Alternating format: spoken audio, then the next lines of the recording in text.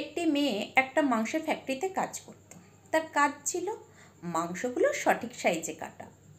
একদিন তার কাজ শেষ হবার কিছু সময় আগে সে মাংস রাখার জন্য স্টোরেজ রুমে ঢুকলো, যেটা মূলত কোল্ড স্টোরেজ।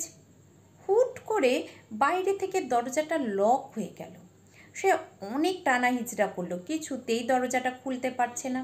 অনেক চিৎকারও করলো, কিন্তু কোনো কিছুই লাভ হলো না, কারণ ততক্ষণে অন্য কর্মীরা কাজ করে বেরিয়ে গেছে। তার শরীর আস্তে আস্তে ঠান্ডায় জমতে শুরু করলো। মৃত্যু আসন্ন, সে কাঁদতে শুরু করলো। এমন সময় অপ্রত্যাশিতভাবে এক সিকিউরিটি গার্ড এসে তাকে বাঁচালেন। তখন মেয়েটি সিকিউরিটি গার্ডকে জিজ্ঞাসা করলো, আচ্ছা, এখানে তো এখন আপনার আসার কথা নয়, তাহলে আপনি এখানে কেন? তখন সিকিউরিটি গার্ড উত্তর দিলেন, আসলে আমি এখানে ৩৫ বছর ধরে কাজ করছি। এখানে এমন অনেক কম মানুষ দেখেছি যারা সকালে প্রতিদিন আমাকে গুড মর্নিং বলে ঢোকেন আর বেরিয়ে যাওয়ার সময় গুড ইভিনিং বলে বেরিয়ে যান। আর বাকি যেসব মানুষ আছেন তারা তো আমাকে মানুষ বলে মনেই করে না, কারণ এই রকম একটা কাজ করছি বলে।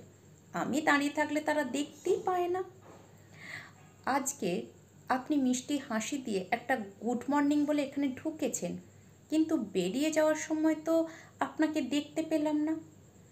তাই আপনাকে খুঁজতে খুঁজতে এখানে চলে এলাম, ভাবলাম আপনি তো বের হননি।